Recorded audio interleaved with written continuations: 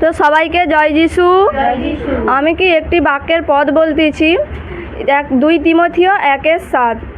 কেননা ঈশ্বর আমাদিগকে ভীরুতার আত্মা দেন নাই, কিন্তু সত্যের, প্রেমের ও সুবুদ্ধির আত্মা দিয়াছেন। ঈশ্বর কি এই বাক্য দ্বারা আমাদেরকে কি শেখাতে চায়? কি শয়তান কি আমাদেরকে কি ভয় দেখাতে আসবে? আমরা কি যেন তার ভয়ে কি যেন ভড়কে না যাই।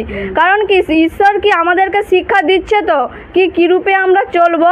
তাই যেন সেই ঈশ্বরের যে সুবুদ্ধি, সেই শিক্ষা, সেই বাক্য, সেই সাক্ষী যখন আমরা কি হৃদয়ে গেঁথে রাখবো এবং সেই অনুসারে যখন প্রার্থনা করব, কি শয়তান আমাদের কাছে আসলেও কি সে কি আমাদেরকে কিছুই করতে পারবে না।